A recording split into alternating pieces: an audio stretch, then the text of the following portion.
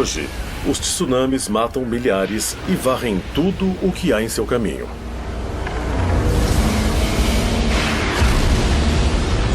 Terremotos destroem cidades inteiras e furacões exterminam paisagens, deixando centenas de mortos e milhares de desabrigados. Desde que a Terra existe, acontecem desastres naturais.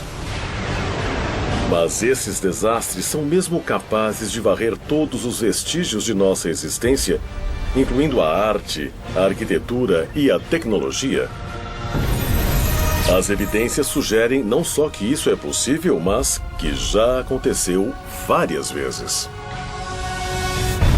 É bem possível que civilizações antigas tenham sido destruídas num grande desastre natural sem deixar rastros. O desenvolvimento lento de simples caçadores e coletores das sociedades muito complexas não parece mais ter sido tão gradual. Nos últimos anos, cientistas encontraram evidências de culturas antigas e que foram um dia prósperas milhares de anos mais velhas do que se imaginava. Mas o que aconteceu a elas? Como elas desapareceram? E isso poderia acontecer de novo? A mãe natureza vai cobrar um preço muito alto por este planeta. Seria a grande ruína da humanidade. Estamos mesmo destinados a ser varridos da face da Terra e nos tornarmos só mais uma civilização perdida. Civilização perdida.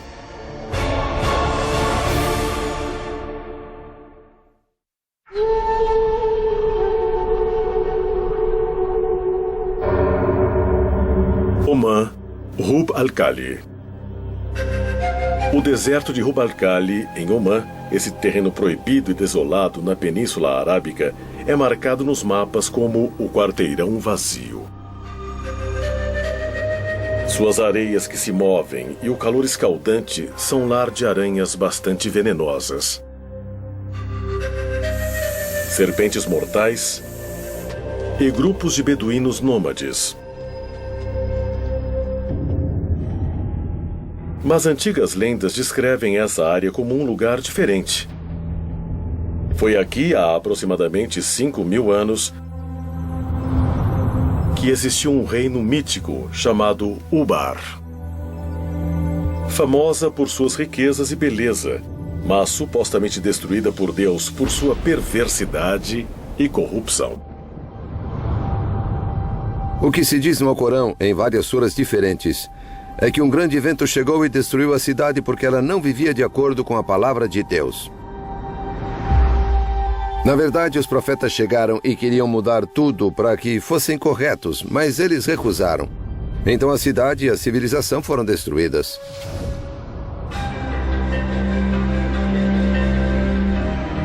Durante séculos, historiadores e exploradores buscaram provas da existência de Ubar. Mas foi necessária uma combinação incomum de tecnologia espacial e arqueologia tradicional para encontrar evidências de que Ubar pode ter sido mais do que um mito. Em 1983, o arqueólogo amador Nicholas Klepp chegou à NASA com um pedido diferente, que resultou numa expedição conjunta à Península Arábica.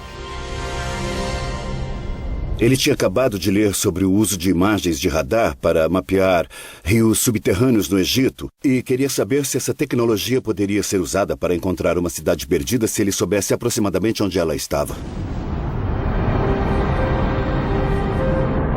A bordo da nave espacial Columbia, a tecnologia chamada de radar de imagens espaciais funcionava como uma máquina de raio-x subterrânea. Primeiro, as imagens eram gravadas no espaço. Depois, manipuladas digitalmente para revelar detalhes sutis não visíveis a olho nu, incluindo leitos de antigos rios e rotas de caravanas agora enterradas na areia. Eu nunca pensei que a cidade perdida pudesse ser descoberta do espaço. Mas eles começaram a persistir nisso, analisando as imagens que achavam que poderiam ser interessantes. Uma das grandes vantagens das imagens de satélite é que você pode ver uma região inteira para ter um contexto das imagens. Essa é uma imagem do radar da nave espacial de uma parte do sudoeste do deserto do Egito, parte do Saara, que agora é um dos lugares mais secos da Terra. Essa enorme mancha aqui é um rio, um antigo braço de rio da largura do Nilo, o atual Vale do Rio Nilo. Você percebe que dentro dela há um pequeno braço de rio passando por aqui. E se formos a esse lugar em campo, ele é assim. Aqui estou eu no meio de um daqueles rios olhando um cânion de cima. Isso nos deixou empolgados, porque o povo antigo dependia das mesmas coisas que nós. Você precisa ter acesso à água e a redes de transporte. Então pudemos ver a relação dessas diferentes características e, na verdade, vimos rastros na área. Assim, isso aqui se tornou um ponto de partida na procura por Ubar. As imagens de radar por satélite do deserto de Rub al-Khali também mostravam antigas trilhas de caravanas convergindo numa área no limite leste do quarteirão vazio.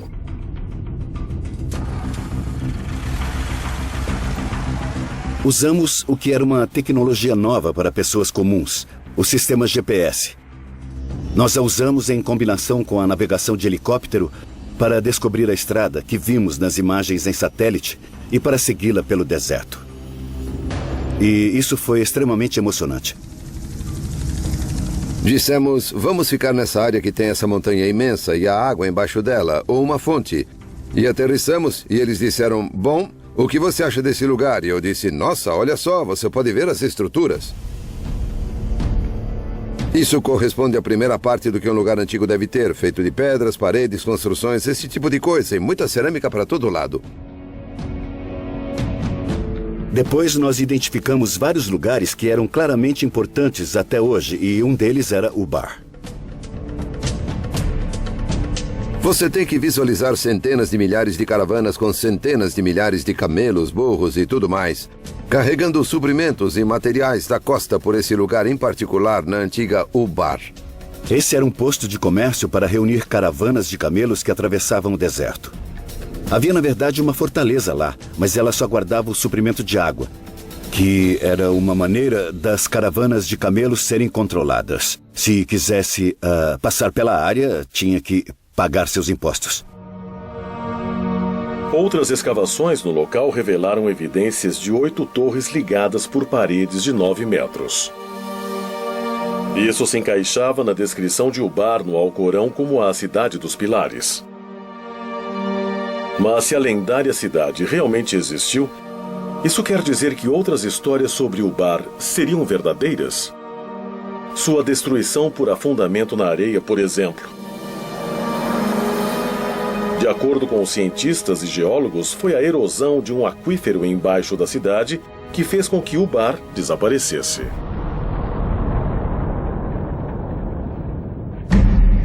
A evidência arqueológica em torno do local parece indicar que, quando os suprimentos de água diminuíram, a fortaleza desabou com o escoamento. E as pessoas foram embora, muitas delas morreram. Foi o mesmo destino estranho retratado nas lendas antigas. Mas um evento tão bizarro poderia realmente varrer uma população inteira? Ele poderia destruir todos os vestígios de uma cultura, uma língua, uma civilização. De acordo com muitos arqueólogos e historiadores modernos, uma consequência tão devastadora não só é possível, mas também muito provável. Nós não sabemos muito nem sobre a história relativamente recente. Se você voltar 2 ou 3 mil, 4 ou 5 mil anos, depois da última era do gelo e talvez 1 ou 2 eras do gelo, tudo mudou. Até as civilizações humanas, organizações humanas, comunidades humanas, elas se perderam. Culturas mais antigas, particularmente as que não tinham escrita, são esquecidas frequentemente. Não há registro histórico, claro. E o único registro em potencial é o arqueológico. Então, isso exige que um arqueólogo encontre o que ficou para trás e depois reconstrua a história a partir disso. Durante décadas, os cientistas acreditaram que os seres humanos existem há aproximadamente 200 mil anos.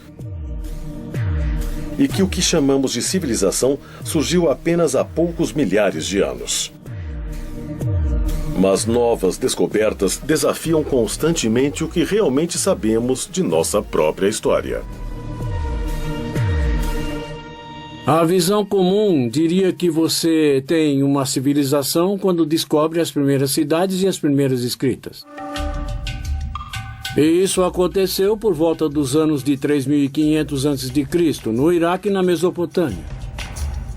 E é nessa época que os bandos ou grupos de pessoas se transformam de caçadores e coletores em sociedades agrárias. Ou seja, quando puderam plantar a própria comida. Depois que isso aconteceu, eles puderam se estabelecer em um lugar. E é nesse assentamento da humanidade é que nós começamos a falar no conceito de civilização. Nós sabemos muito bem até um certo ponto, talvez dezenas de milhares de anos. Também sabemos muito bem dos estudos evolucionários sobre em que época os humanos deveriam estar por aqui. E essa brecha entre haver humanos e as civilizações que estudamos bem é grande. Então existe uma questão excitante sobre desde quando há civilização. Mas se o Bar realmente existiu, quantas outras cidades antigas estão enterradas, esperando ser encontradas? E uma vez descobertas, o que vamos encontrar? Talvez a evidência de nosso próprio passado. Ou vamos encontrar pistas para nossa futura destruição? Şanlıurfa, leste da Turquia, 1994. Numa montanha rural, o arado de um fazendeiro curdo parou abruptamente quando ele atingiu uma pedra retangular imensa, enterrada em parte na terra. Durante vários dias ele tentou cavar e retirar o objeto difícil. Então, algo inesperado aconteceu. O fazendeiro começou a encontrar evidências de formas estranhas esculpidas na pedra. Logo, sua descoberta atraiu equipes de arqueólogos internacionais até o local. E depois de cuidadosa escavação, uma série de pedras megalíticas imensas foram reveladas. E nelas havia relevos incrivelmente bem preservados de animais, incluindo javalis, raposas, bovinos e várias aves, muitas não nativas da região. Estes são desenhos perfeitamente executados. Alguns leões são realmente incríveis. É bem claro que é um lugar extraordinário. Mas o que foi realmente impressionante é que o local, conhecido como Göbekli Tepe, ou Monte com Umbigo, na Turquia, parece ter 11.000 anos. Quase 5.000 anos mais que qualquer outro local comparável.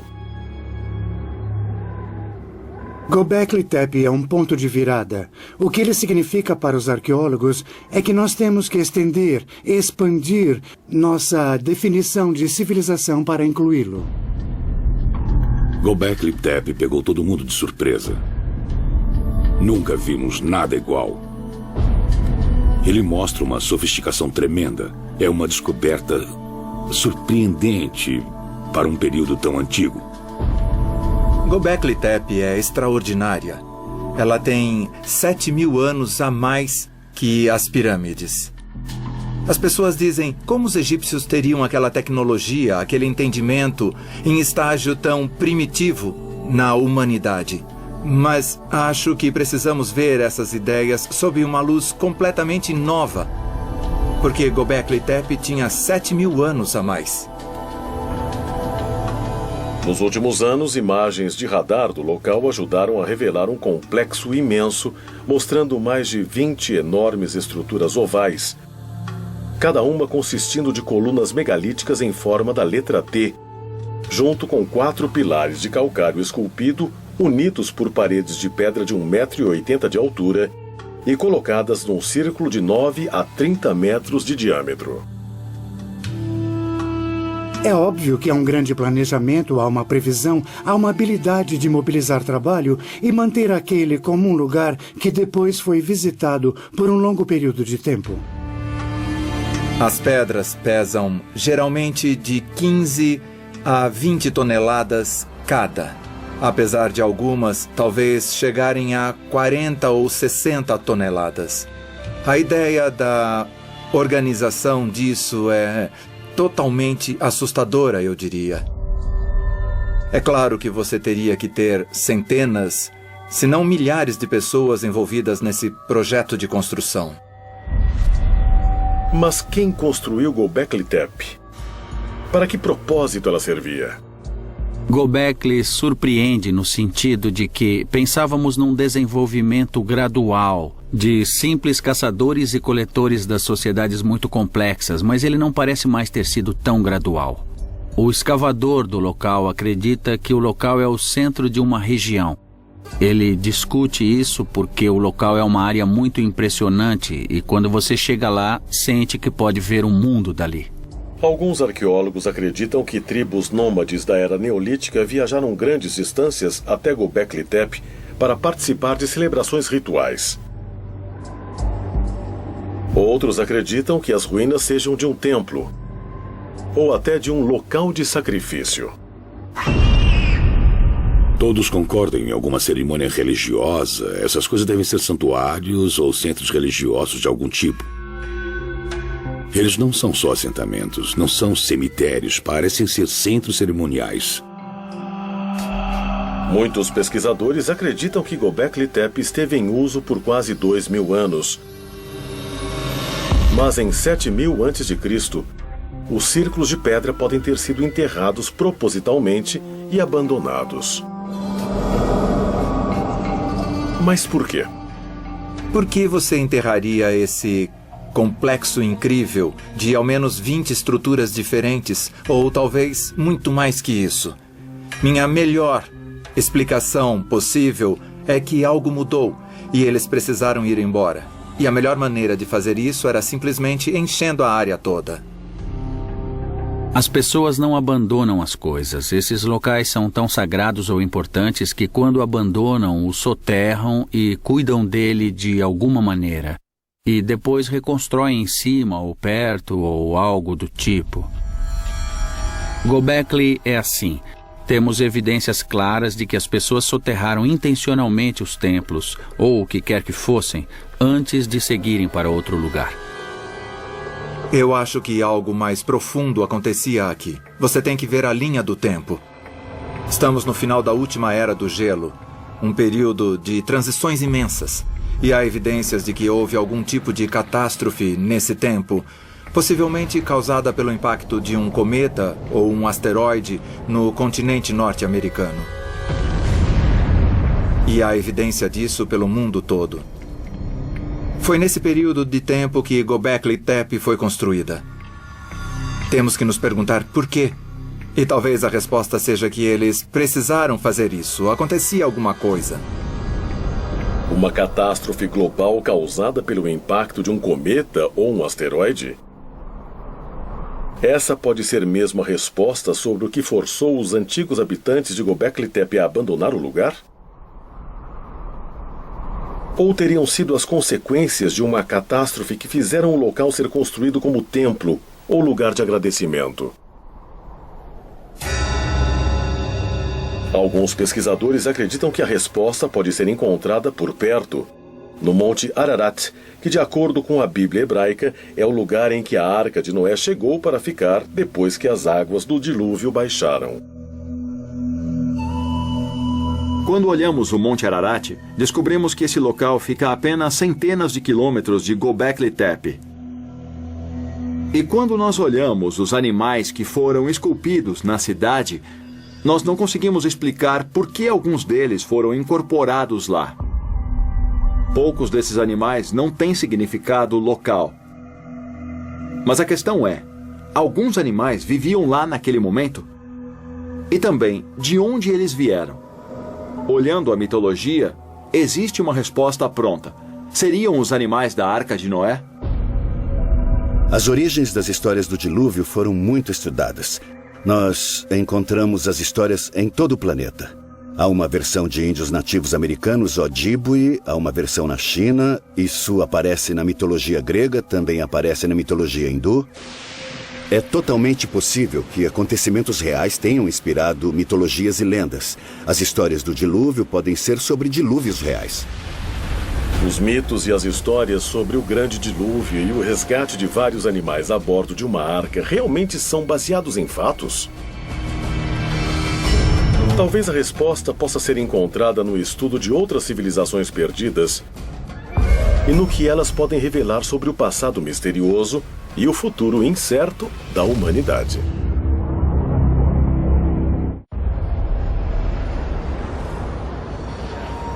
26 de dezembro de 2004.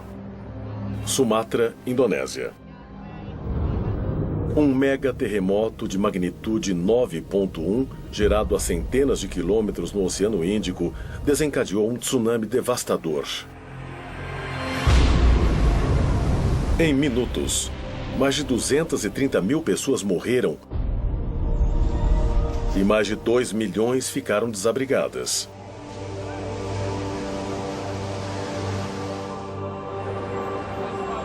Sete anos depois, em 11 de março de 2011, um terremoto de magnitude 9 atingiu o nordeste do Japão.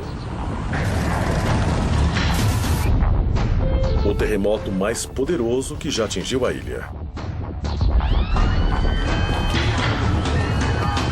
Minutos depois, um tsunami de 9 metros varreu o país, arrastando cidades inteiras. E aproximadamente 23 mil pessoas.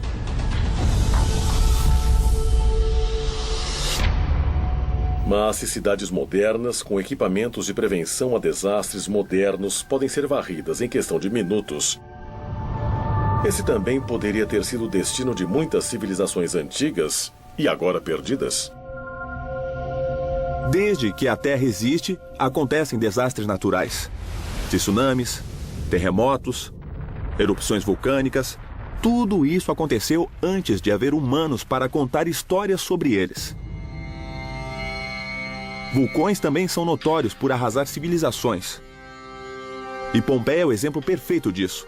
O Vesúvio entra em erupção e uma região inteira congela no tempo e é destruída. As cidades de Pompeia e Herculano foram soterradas por cinzas vulcânicas, pedra-pomes e também fluxos piroclásticos que alcançaram as cidades. Aquelas cidades foram preservadas e apenas 1.500 anos depois alguém descobriu que elas estavam lá. Infelizmente, não importa o quão sofisticada e tecnologicamente avançada uma sociedade seja. Um grande desastre natural pode interromper isso e levá-la para décadas antes ou até mesmo acabar com ela. Heraklion, Creta. Em 1894, o linguista e arqueólogo britânico Sir Arthur Evans chegou a essa ilha no mar Egeu para traduzir várias tábuas de argila recém-descobertas que se imaginavam ser de um período grego antigo. O que Evans descobriu, no entanto, chocou historiadores em todo o mundo. O escrito hieroglífico não era grego, mas de uma civilização desconhecida de 5.000 a.C. 3 anos depois, Evans liderou uma expedição que desvendaria o que ficou conhecido como o Palácio de Knossos.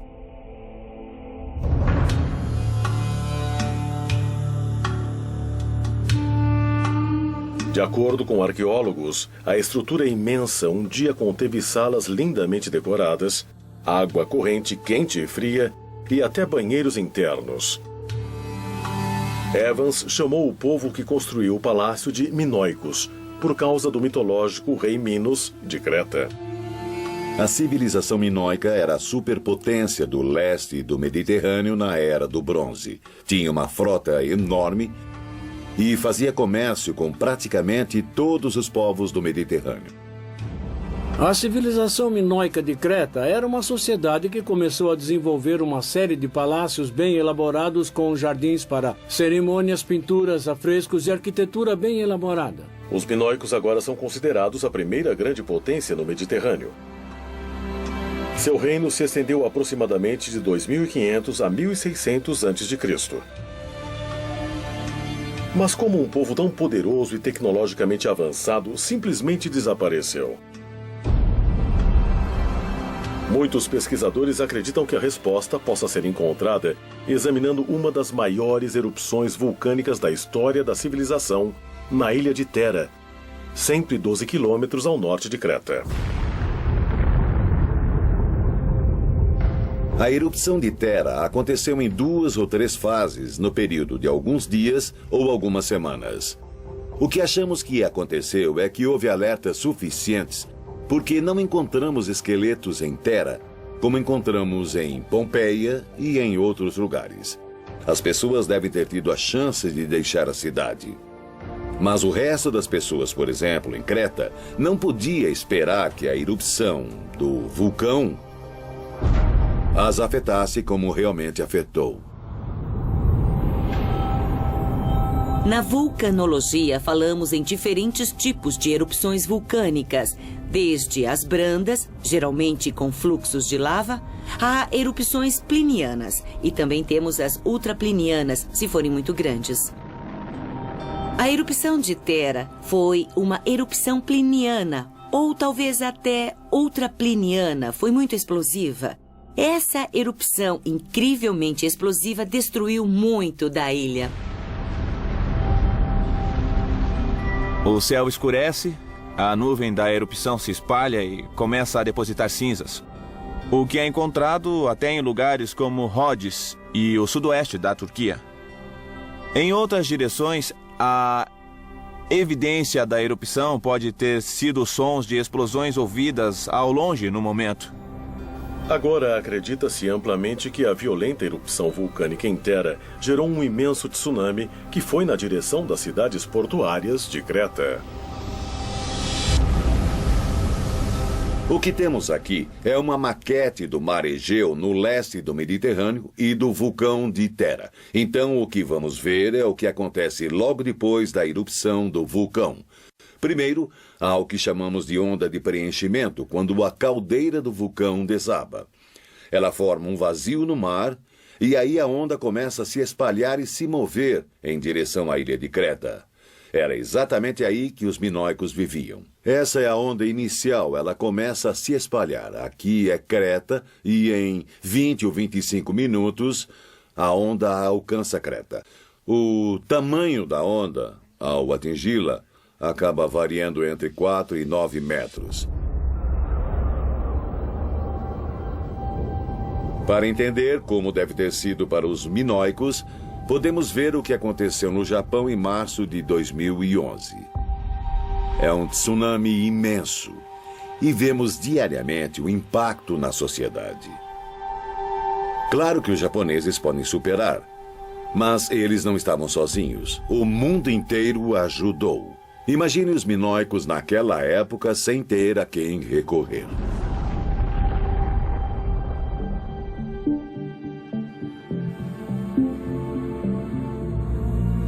É possível que uma civilização tenha existido, tenha desaparecido e depois outra civilização tenha vindo sem saber que houve uma civilização antes dela?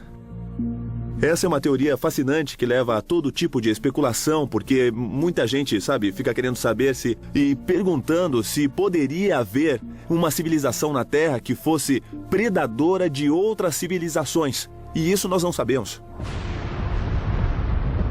Se um vulcão ativo pudesse mesmo varrer todos os vestígios de uma civilização passada, uma atividade vulcânica similar poderia oferecer o mesmo perigo ainda hoje? Pesquisadores de vulcões dizem que sim, e se preocupam com a possibilidade de uma catástrofe dessas ameaçar a costa leste dos Estados Unidos. A ilha de La Palma, próxima a Tenerife, nas Ilhas Canárias, tem algumas falhas e imagina-se que grande parte dela possa escorregar para o mar.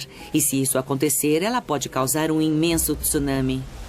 O colapso de um vulcão nas Ilhas Canárias, como Cumbre Vieja e La Palma, pode produzir um nível de estrago por volta de 20 mil quilômetros de linha costeira desde Newfoundland e a costa leste dos Estados Unidos, seguindo para o Caribe e o norte do Brasil.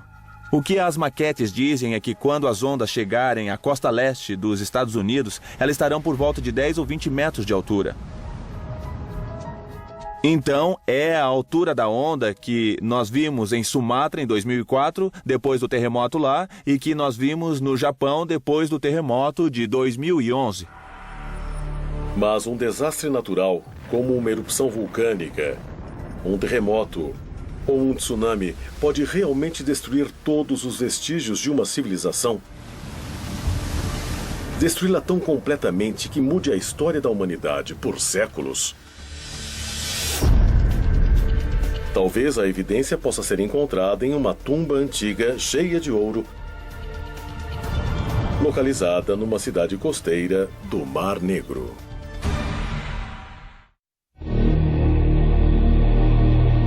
Varna, Bulgária. Durante séculos, essa cidade de veraneio no Mar Negro atraiu viajantes e negociantes de toda a Europa e do Oriente Médio. No século II d.C., os romanos se aproveitaram da primavera quente do local para construir uma série de banhos públicos. Mas nenhum desses visitantes, nem mesmo os locais, sabiam do segredo que havia enterrado bem abaixo da cidade. Um segredo que mudaria a história europeia para sempre depois de revelado. Tudo aconteceu no final do outono de 1972. Havia um plano de fazer uma construção na área industrial de Varna. E eles escavavam tudo para a colocação de cabos de eletricidade. Um operário, Reicho Marinov, estava cavando um buraco de 1,20 m quando viu o que pensou ser um antigo artefato de cobre. Marinov levou a peça para casa por segurança. E depois de algumas semanas, alguém da aldeia disse a ele: "Oh, puxa, mas que coisas interessantes você encontrou." E o diretor do museu de Daugopol foi à casa desse operário. Quando viu tudo, ele ficou absolutamente chocado. No dia seguinte, arqueólogos do Museu de Varna, incluindo Alexander Minchev, foram ao local da construção e ficaram impressionados com o que encontraram.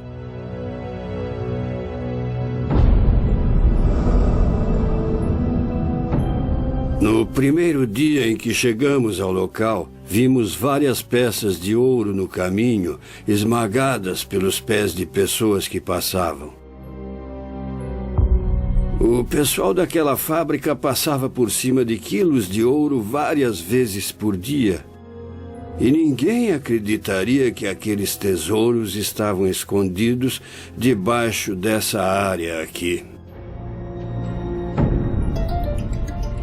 Outras escavações revelaram que essa área não construída era o local de um cemitério há muito esquecido. Ele continha mais de 300 tumbas que arqueólogos dataram de aproximadamente 4.500 a.C.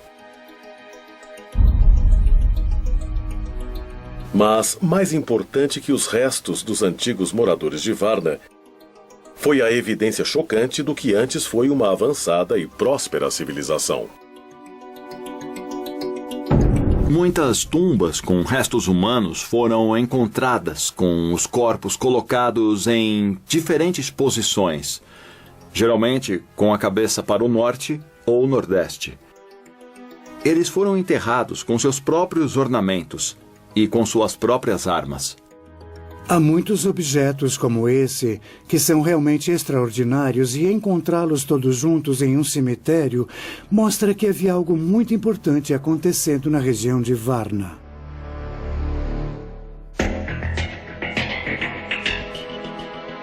Dentro das tumbas havia mais de 15.000 artefatos de design complicado, incluindo machados de cobre, de jade e quantidades significativas de joias em ouro. A tumba 43 de Varna é uma tumba especial porque é uma das mais ricas. é de um homem com idade entre 45 e 50 anos. Alguns objetos são realmente incríveis e um deles é uma cobertura para pênis de ouro. Tem tudo a ver com a potência sexual, o poder masculino e a fertilidade. Há isso de um lado e de outro há um simbolismo político, a clava de ouro. Não há nada como essa combinação de simbolismo político e sexual em nenhum outro lugar do mundo. O ouro é um indicativo de status. É um material raro, chama a atenção, não mancha, é durável. Ele tem todas essas propriedades que o tornam um bom indicativo de status social e ostentação. Apesar dos arqueólogos terem encontrado objetos de ouro em muitas tumbas, a maioria deles estava concentrada em algumas poucas. A descoberta inesperada de Varna destruiu a visão dos antigos europeus que os historiadores tinham. Nos assentamentos que conhecemos de 1000 a 2000 anos antes de Varna, há objetos e geralmente são objetos lindos. Mas não são tantos de status e não há muita diferença entre as famílias. Pode-se dizer que há 8 tumbas realmente ricas dentro de 300. Então é uma concentração significativa.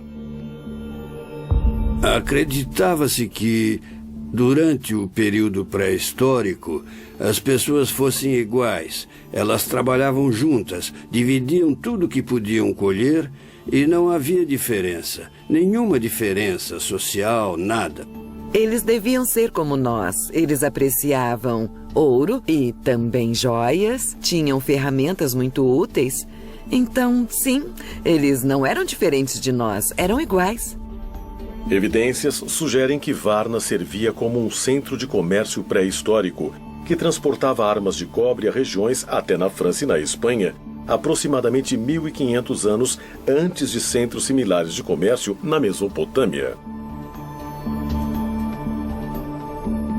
Varna é também ligada a armamentos, guerras e batalhas, porque nessas tumbas nós encontramos grande quantidade de armas, machados, lanças, pontas de flechas.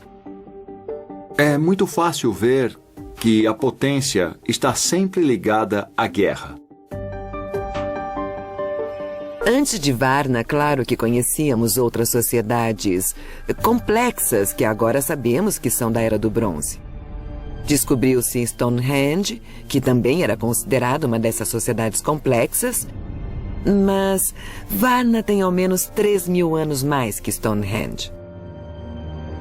O desenvolvimento da civilização é uma longa história, e achávamos que tínhamos muitos desses sinais no Egito, na Mesopotâmia, em Creta, mas Varna vem antes de todas elas.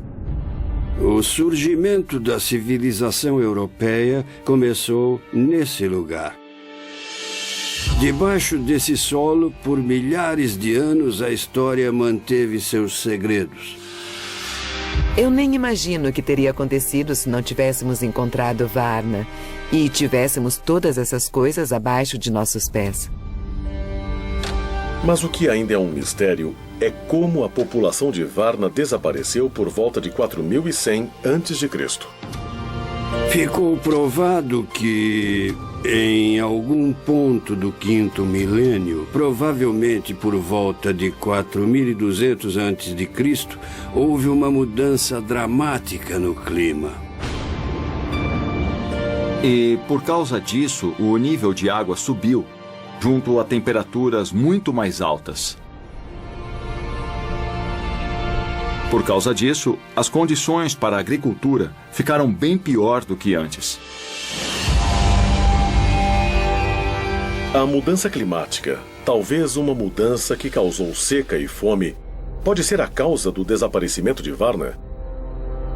Recentemente, escavações arqueológicas em locais no Oriente Médio forneceram novas informações.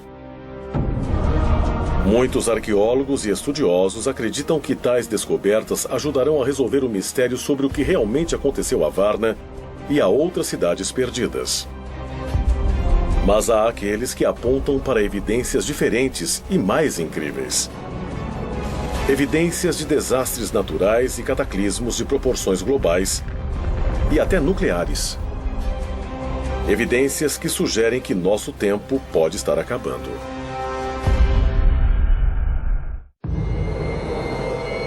Tel Hamukar, nordeste da Síria. 13 quilômetros ao norte da fronteira com o Iraque. No início de 2000, uma equipe arqueológica do Instituto Oriental da Universidade de Chicago fez um anúncio impressionante.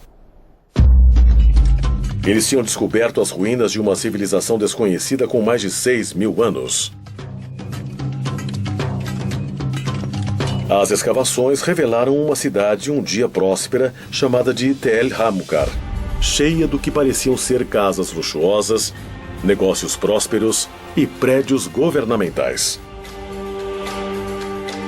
É grande, tem por volta de 1 quilômetro quadrado. Deve ser o suficiente para conter 10 ou 20 mil pessoas, então é bem grande. Quando era próspera, quase certamente tinha uma escrita. Os prédios públicos foram escavados apenas até um certo ponto, mas havia um muro grande em torno deles e portões imensos. Esses elementos de civilização ainda precisam ser recuperados porque hoje estão debaixo de cidades modernas. Hamukar demonstra que nossa noção de cidades, ou seja, com divisão de trabalho, com leis e sistemas legais, estruturas de governo, desenvolvimento artístico e expressão, pode ter acontecido muito antes do que nós acreditávamos. A descoberta surpreendente de Tel Hamukar demonstrou o que estudiosos já consideravam um fato: que a primeira cidade antiga de verdade tinha surgido ao sul da Mesopotâmia, 643 quilômetros mais ao leste do que agora é o Iraque. Mas se Tel Hamukar era uma cidade tão grande e próspera, por que desapareceu de repente? Por volta de 3.500 a.C., eles tiveram um mau dia. Houve claramente um dia em que aconteceu um ataque.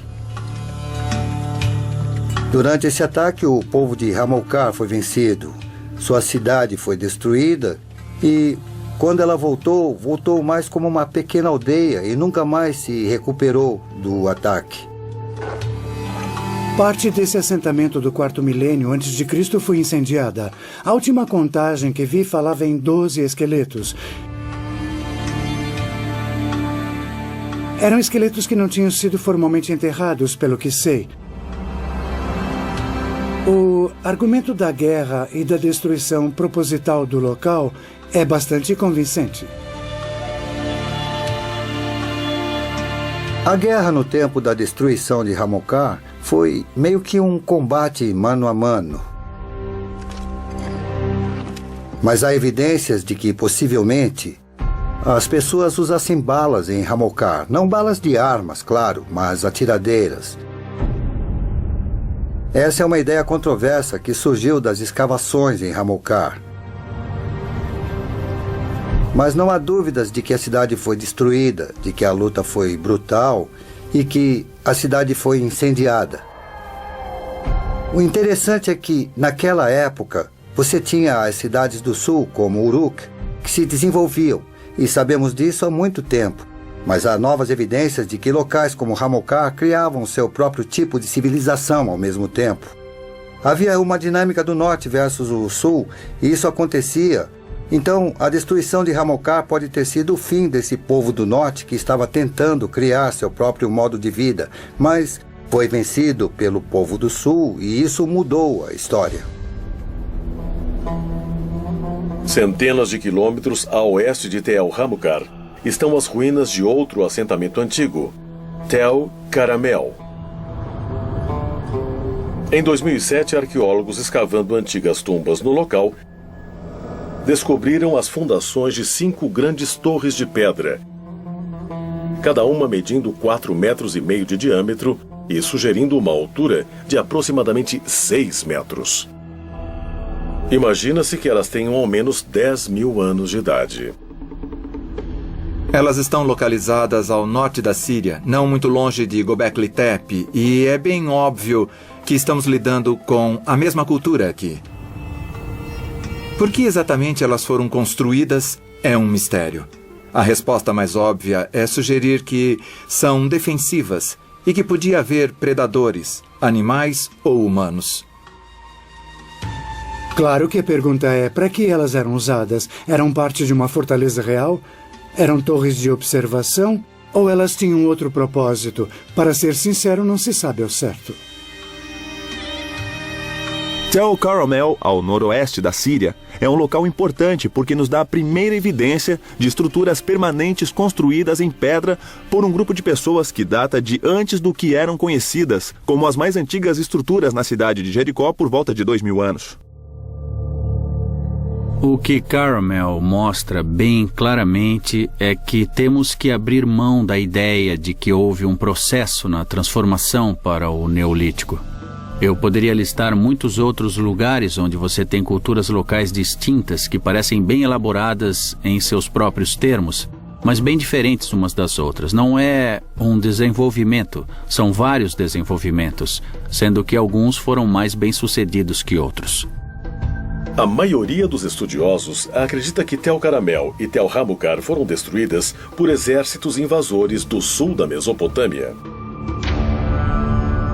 O conflito era endêmico no mundo antigo. Não era só uma guerra à toa e irracional, mas era direcionada ao aumento das cidades, à tomada de mais territórios, mais cidades subordinadas, mais pessoas para pagar impostos.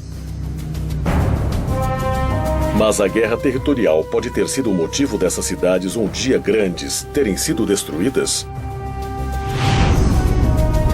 Recentemente, outra teoria, infinitamente mais audaciosa, foi proposta. Talvez Tel Caramel e Tel Hamucar tenham sido vítimas de uma explosão nuclear bizarra e espontânea. Em 1972, cientistas do Gabão, na África, descobriram evidências de um evento nuclear dentro de uma mina de urânio.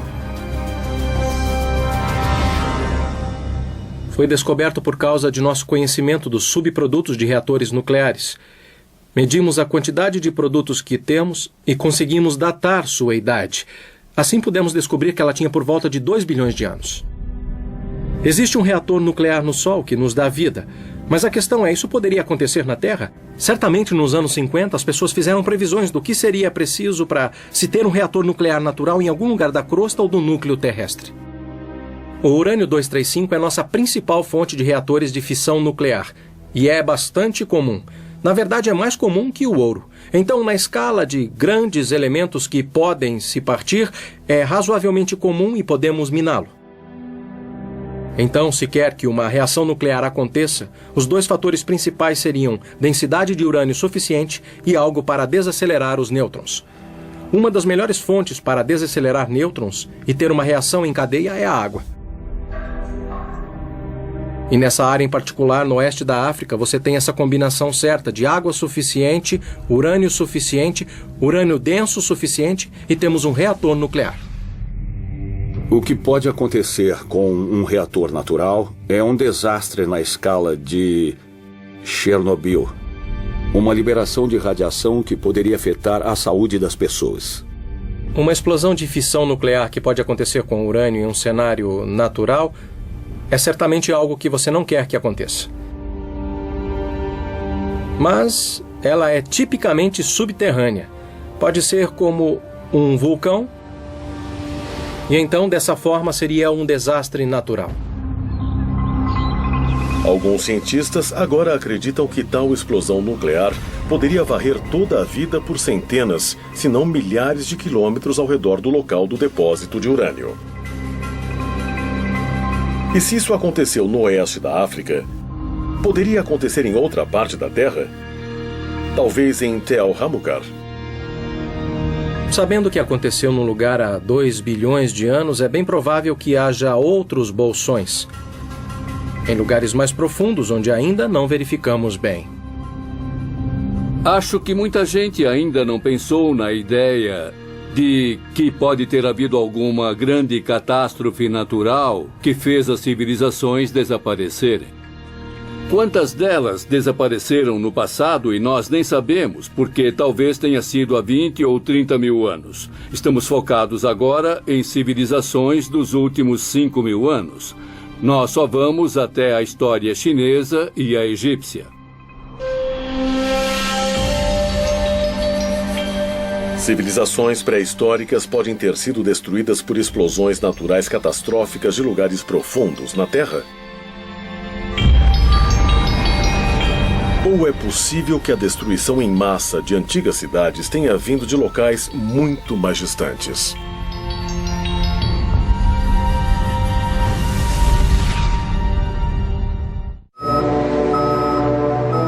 21 de dezembro de 1968, missão da NASA Apollo 8. Liderada pelo comandante Frank Borman, foi a primeira nave espacial tripulada a chegar à Lua.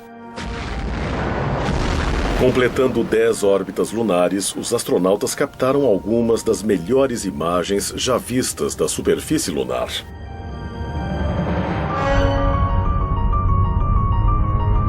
As fotografias mostram a Lua totalmente marcada por milhares de enormes crateras, evidências que sugerem a alguns que a Lua um dia foi lugar de atividades vulcânicas violentas.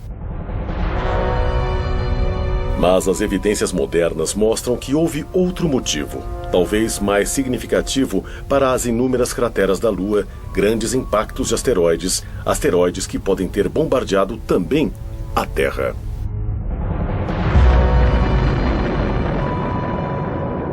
Não é o homem na Lua, são crateras na Lua. E na história da Lua e na história do mundo, deve haver muito mais objetos que atingiram a Terra e depois atingiram a Lua.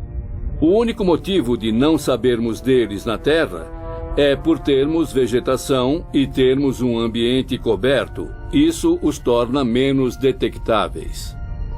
O maior desastre natural que pode acontecer e que pode nos varrer, sabe, é um grande impacto. Um meteorito caindo na Terra. Sabemos que o impacto de um meteorito foi o que fez com que os dinossauros desaparecessem.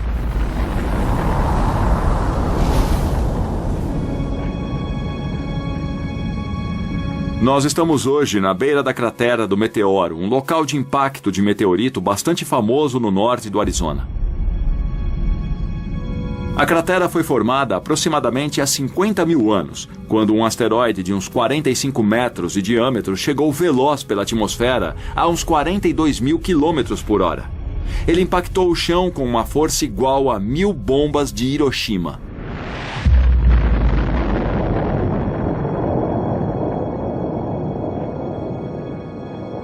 Depois do impacto, só restou a cratera. Essa cratera hoje mede uns 1.250 metros. Tem 4 quilômetros de circunferência e 167 metros de profundidade. Isso é como ter o monumento de Washington dentro dela, e o topo do monumento estaria na altura da borda da cratera. Então, se um evento como esse ocorresse numa área tão populosa como Nova York, estimamos que a área com perda de vidas poderia chegar a mais de 16 quilômetros. Em junho de 2002, aconteceu algo que pode ter sido um alerta para todos nós.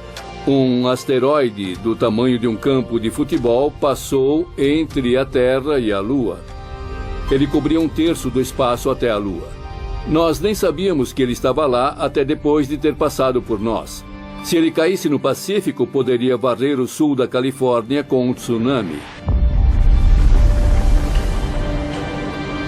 Algo com um poder tão destrutivo passou tão perto da Terra e nem sabíamos que ele estava lá até ter passado direto por nós. Não podemos deixar esse tipo de perigo passar despercebido no futuro. Em 2005, a NASA começou a mapear os maiores asteroides conhecidos no espaço e que tinham possibilidade de atingir a Terra. Eles são conhecidos como objetos próximos à Terra. Um objeto próximo da Terra é um cometa ou um asteroide no espaço perto da Terra, nas cercanias da Terra. Tecnicamente é um objeto que pode estar entre 40 e 5 milhões de quilômetros da órbita da Terra. Os tamanhos dos objetos podem ir de uma bola de golfe a um quarteirão de uma cidade e até mais. Vários meteoros do tamanho de bolas de beisebol entram na atmosfera da Terra diariamente e queimam na atmosfera superior. Apenas asteroides de ao menos 30 metros de diâmetro têm a chance de atingir a superfície de nosso planeta.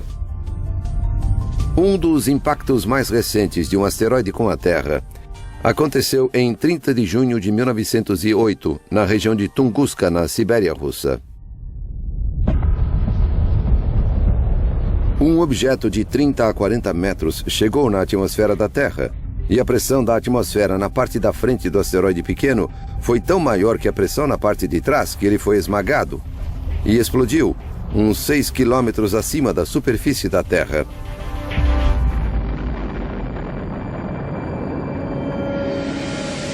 Isso arrasou árvores num raio de 2.000 quilômetros quadrados. É uma região não habitada, então ninguém se feriu. Mas ele matou algumas renas, derrubou árvores e causou um grande estrago. Foi algo em torno de 5 megatons de energia, equivalente a umas 385 vezes a energia do acontecido em Hiroshima no final da Segunda Guerra Mundial. Apesar do impacto de qualquer meteoro do tamanho de um campo de futebol poder ter um efeito devastador, o que cientistas mais temem são aqueles que podem ser ainda maiores. Um asteroide com 1 quilômetro ou 2 ou até maior, e há uns 1000 deles no espaço em torno da Terra, pode causar consequências globais.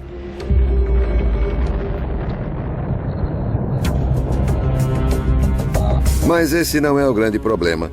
O grande problema é a poeira e as partículas jogadas na atmosfera da Terra, que podem tapar boa parte da luz do Sol.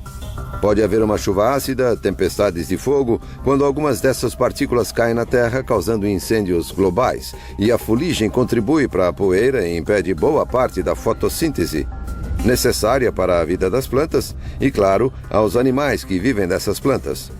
Então, os efeitos secundários é que são o verdadeiro problema no impacto de um asteroide.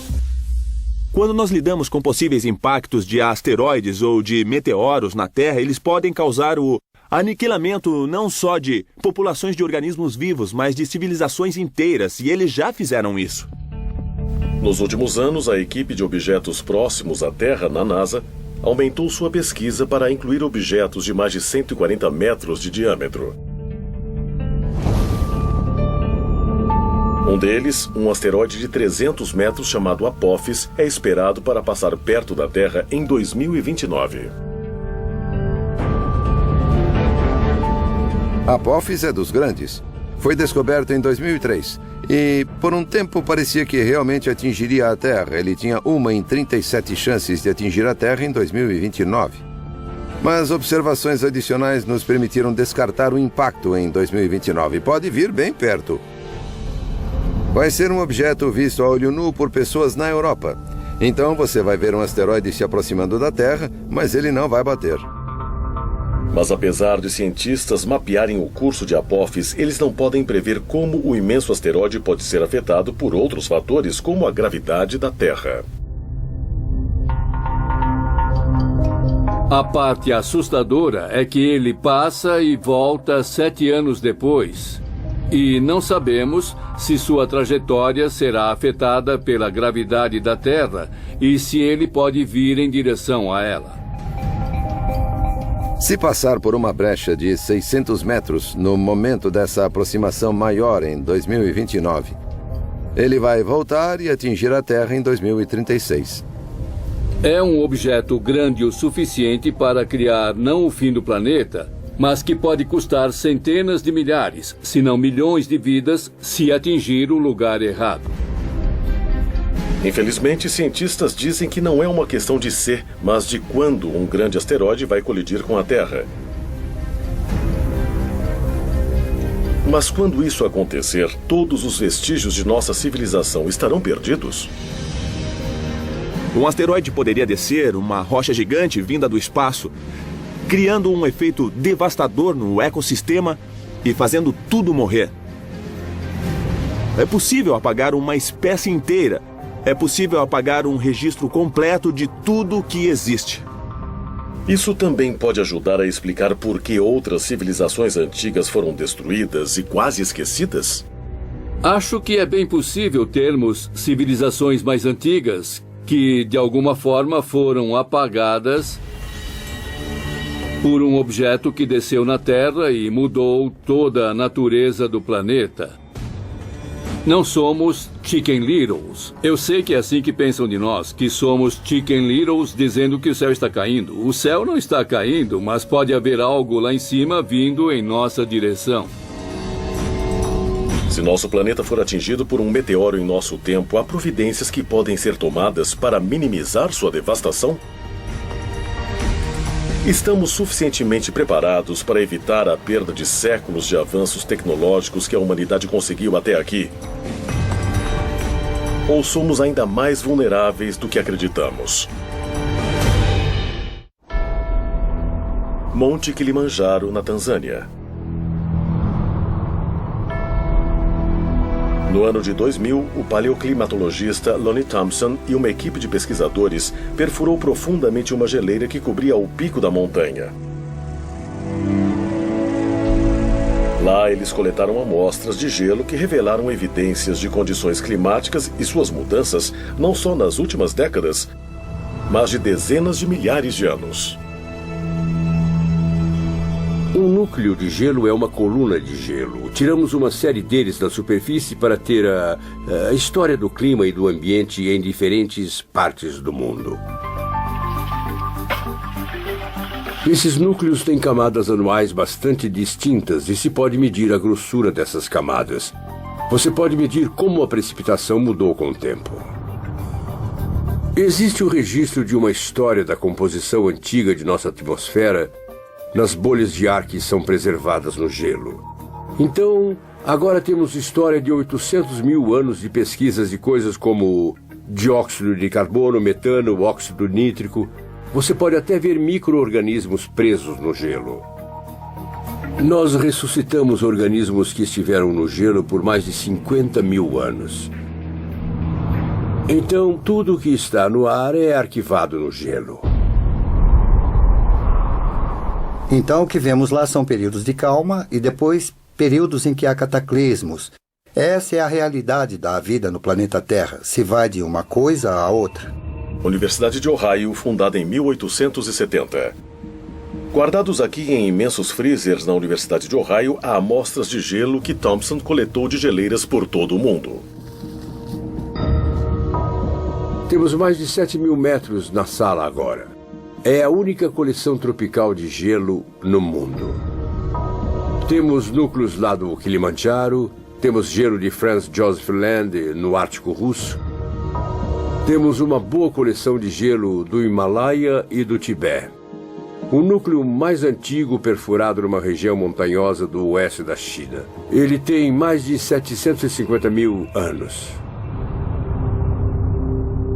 Esses núcleos de gelo nessa prateleira vieram do Planalto de Bruce, na Península Antártica. Eles foram perfurados ano passado e serão cortados e depois processados no laboratório. Um recente estudo de amostras de gelo sugere que um evento climático forte ocorreu na Terra por volta de 5.200 anos atrás.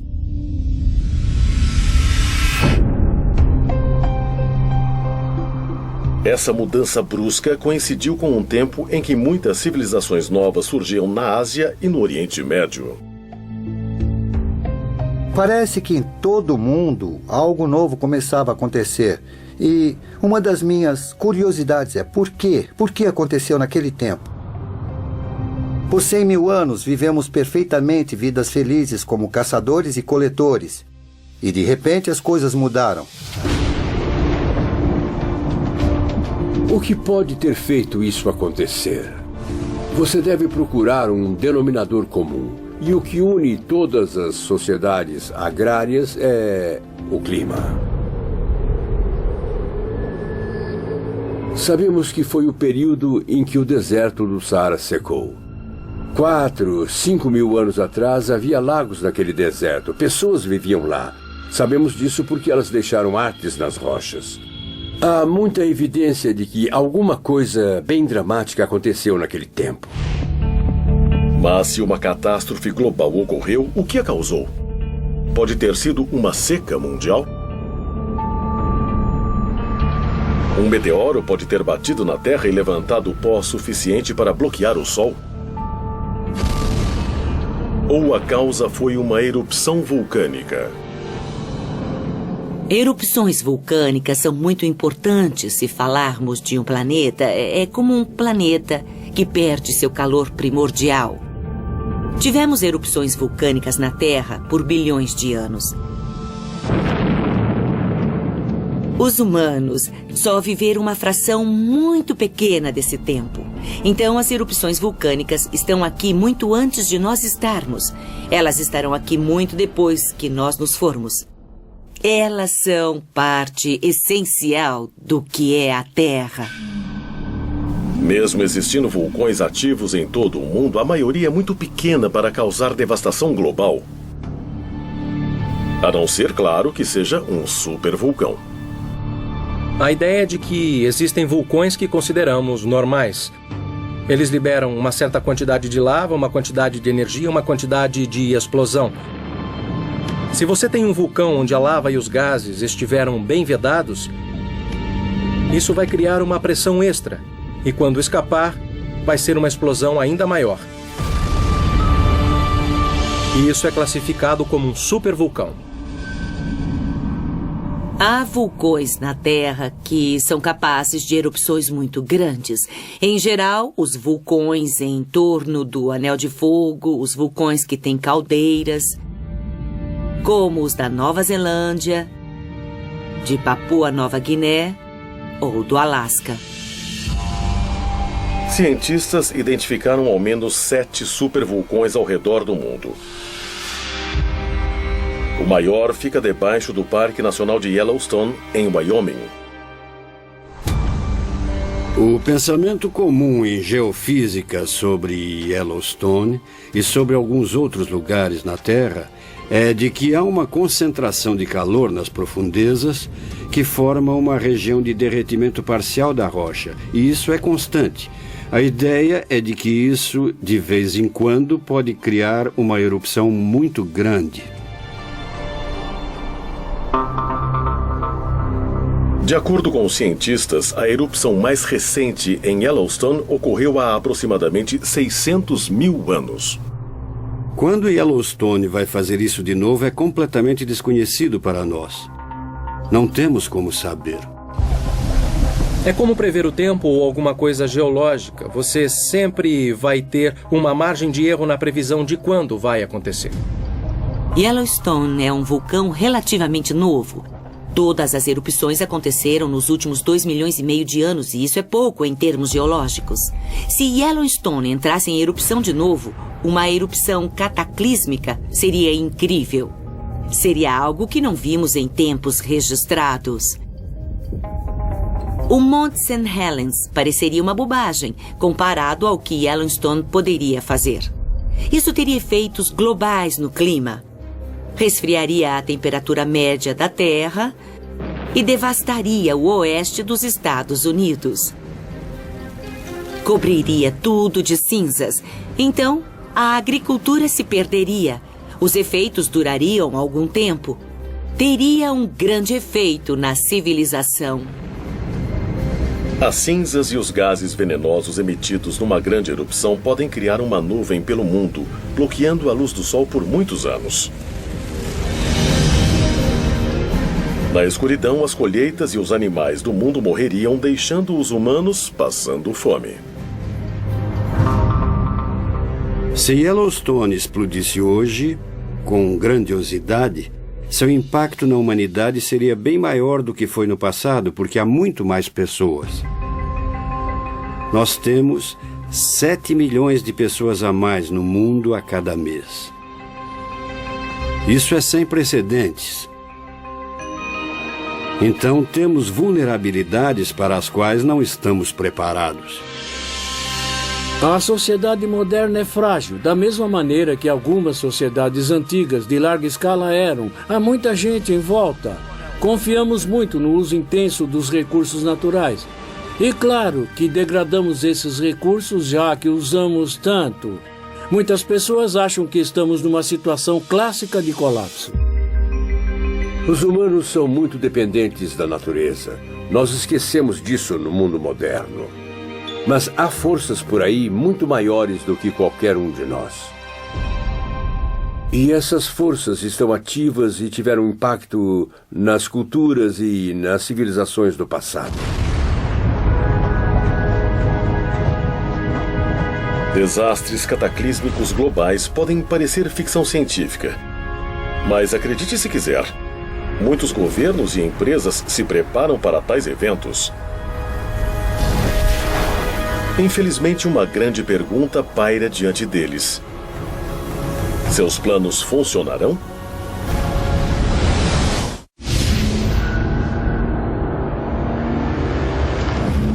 Cientistas nos dizem que nosso planeta sofreu grandes reveses no passado. E durante esses eventos, o número de plantas e de espécies animais se reduziram a poucos sobreviventes. Mas se a civilização como conhecemos de repente chegar ao fim, toda a nossa cultura e tecnologia realmente desapareceriam? Há muitos exemplos na história de povos do passado que tinham tecnologias ou entendimentos que se perderam. O mais famoso, claro, é o da Biblioteca de Alexandria, no Egito. Com a destruição dessa biblioteca nos primeiros séculos da nossa era, enormes conhecimentos acumulados de antigos foram perdidos. E não era só o registro dos egípcios, claro, era da maior parte do mundo clássico. O que acontece a uma civilização se todo o seu conhecimento reunido for destruído? Nós nunca vamos saber que grande civilização nós poderíamos ser hoje, porque a Biblioteca de Alexandria foi destruída.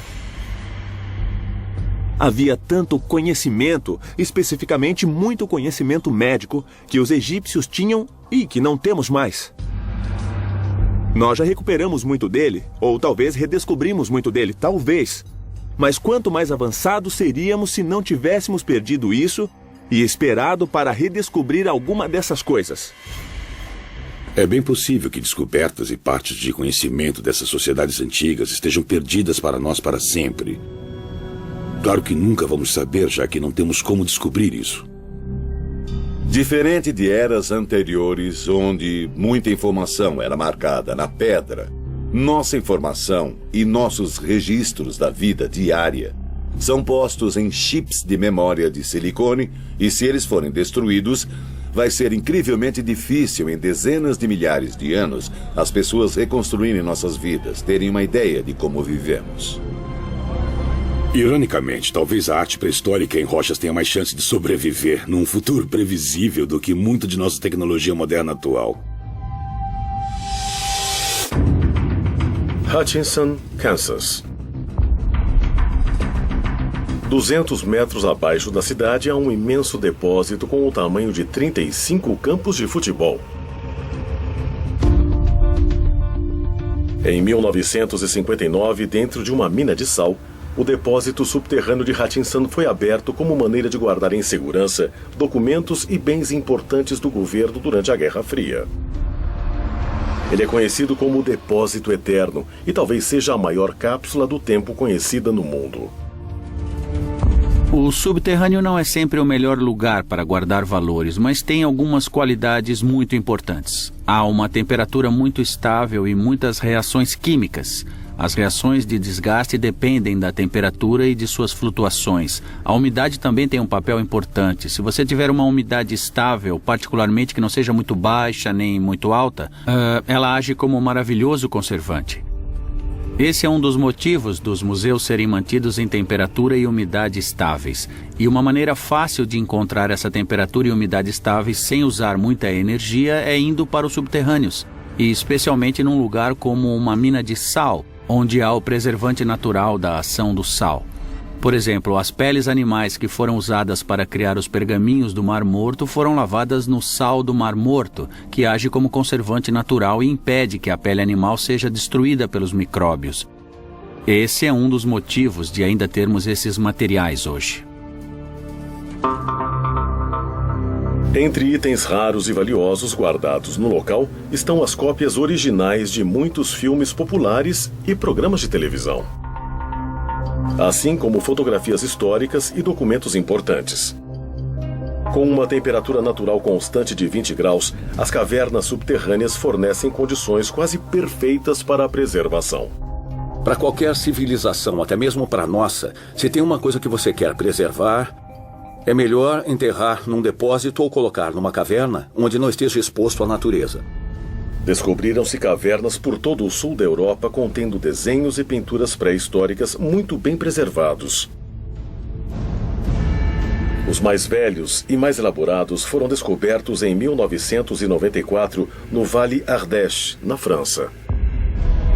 Cientistas datam a arte dentro da caverna Chauvet em 30.000 a.C. A caverna é uma das mais decoradas da maior era do gelo que encontramos. E isso é impressionante. Nunca tínhamos visto uma desse tamanho naquela região. É incrivelmente rica, há umas 400 pinturas e gravuras de animais. Lindas representações de cavalos, rinocerontes, ursos, uma enorme gama de imagens. Essas são imagens extraordinárias de animais que não pareceriam fora do lugar em galerias modernas de hoje. A idade e a qualidade das pinturas na caverna Chauvet puseram em dúvida tudo o que se conhecia e se acreditava antes sobre a existência do homem nesse planeta. Elas são vistas como as obras de arte mais antigas criadas por humanos. O interessante na caverna Chauvet é que estamos lidando com Homo sapiens que estão tentando representar pensamentos e ideias abstratas nas paredes das cavernas bem antes da invenção da escrita e bem antes de qualquer definição de civilização. A questão é, por que fizeram isso? Esses artistas antigos criaram sua arte em paredes de pedra dentro de cavernas para as protegerem para futuras gerações? Daqui a 30.000 anos, os únicos vestígios de nossa existência seriam os que estão guardados em segurança nos subterrâneos? Algo gravado em pedra, se estiver no ambiente certo, facilmente dura milhares, se não talvez milhões de anos, se for num local subterrâneo. Numa ilha remota norueguesa, 240 metros ao sul do Polo Norte, e a quase 120 metros de profundidade numa montanha de areia, está o depósito global de sementes Svalbard.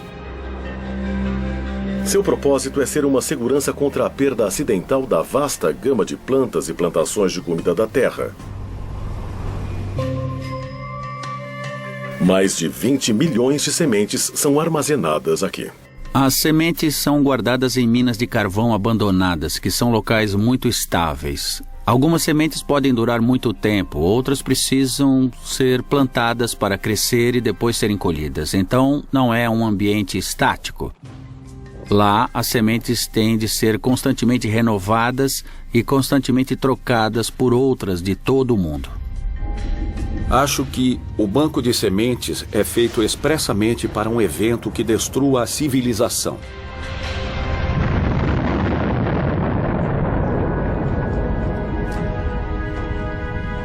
Acho que é uma maneira simples de assegurar que, se alguém sobrar, vai reconstruir. E se alguém vai reconstruir, vai ser ótimo ter isso tudo disponível. Uma coisa única no ser humano é que tendemos a pensar no passado, tendemos a pensar no presente e também pensamos no futuro. Podemos imaginar o que queremos passar para os nossos netos. Essa é uma das motivações para todas as pessoas. Então, enterrar alguma coisa ou colocá-la num local seguro para o futuro, acho que é algo que até povos antigos podem ter pensado.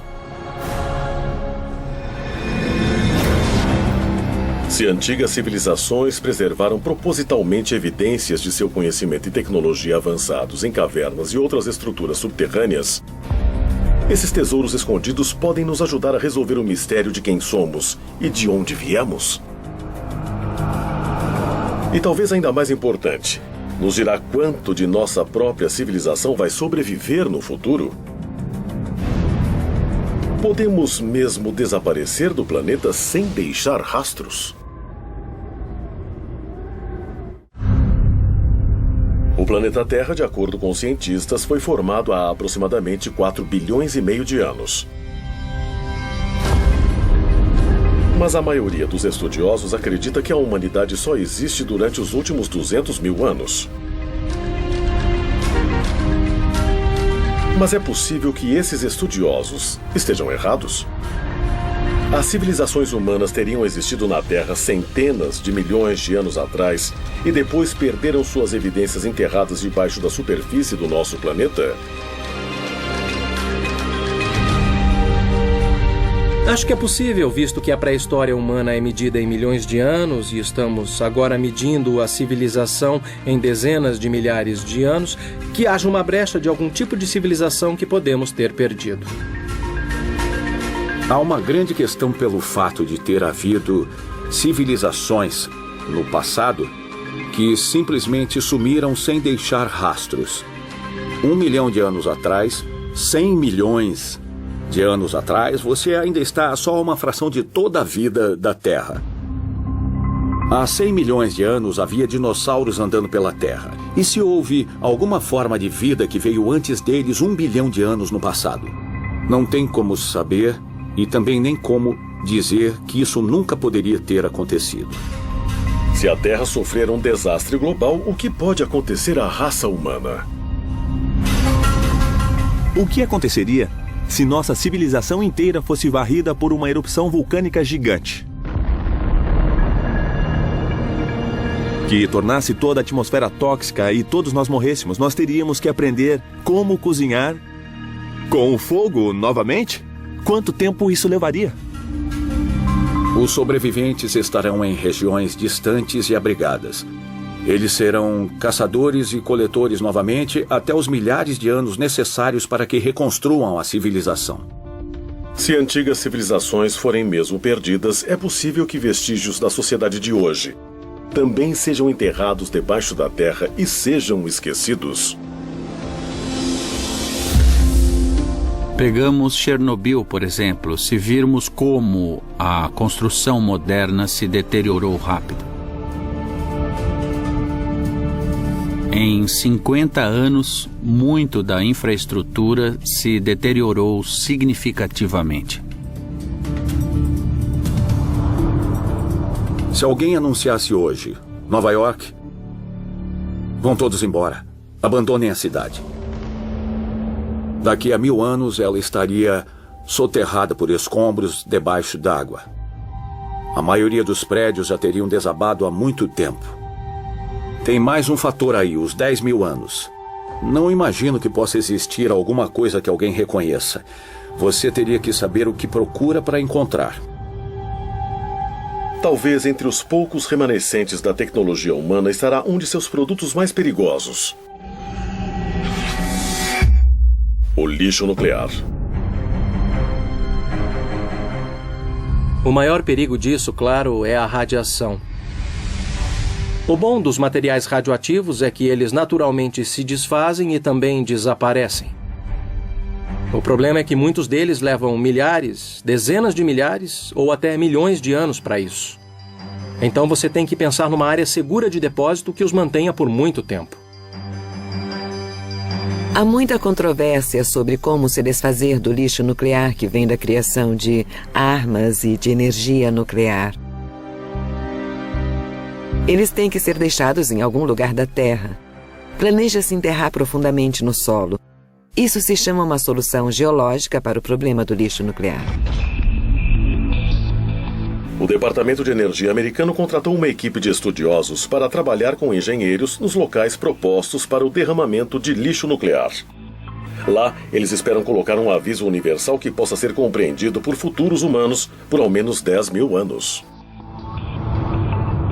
Eles precisam pensar numa mitologia que avise as pessoas que há perigo ali.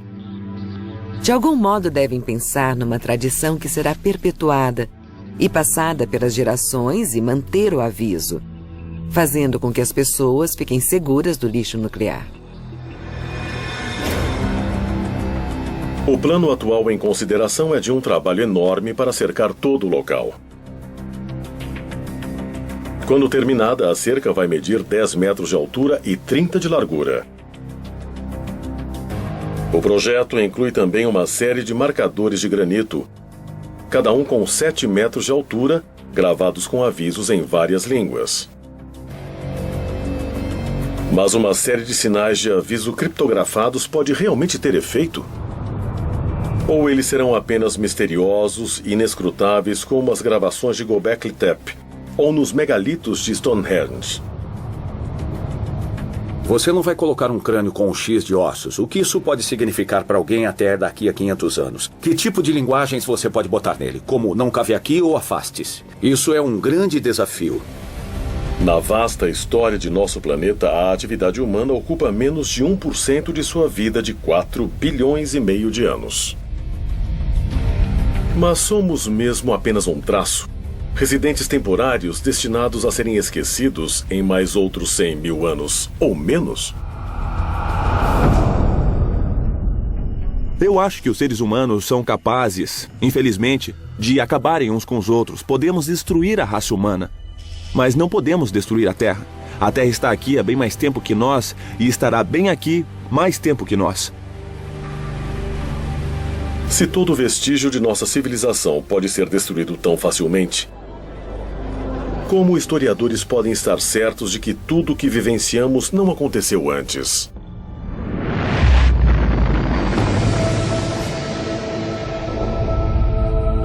Estamos revendo datas o tempo todo. E acho que, em algum estágio, evidências que provavelmente já estão por aqui vão começar a nos fazer perceber que pode ter havido outras civilizações. Algo que provavelmente nós não reconhecemos nesse momento. A data de origem das coisas vai cada vez mais para trás, seja da cerâmica, dos assentamentos, do uso do fogo, o que for. Nunca nos fixamos numa data e dizemos que não pode ter acontecido antes, porque inevitavelmente outras evidências surgirão. O fato de civilizações terem evoluído mais de uma vez e talvez terem sido varridas por algum evento e voltado de novo pode fornecer algumas lições para nós hoje. O fato é que um verdadeiro estudioso vai perceber que quanto mais informações tivermos, mais vamos perceber que não sabemos nada sobre o mundo. Se pensarmos bem, os registros escritos que temos de um passado distante são tão mínimos que praticamente não sabemos nada. A história da humanidade é mesmo misteriosa? Ou há pistas que ainda estão escondidas, esperando serem descobertas? Quando as encontrarmos, nós entenderemos seus possíveis avisos? Ou vamos ignorá-los e nos tornarmos mais uma civilização perdida?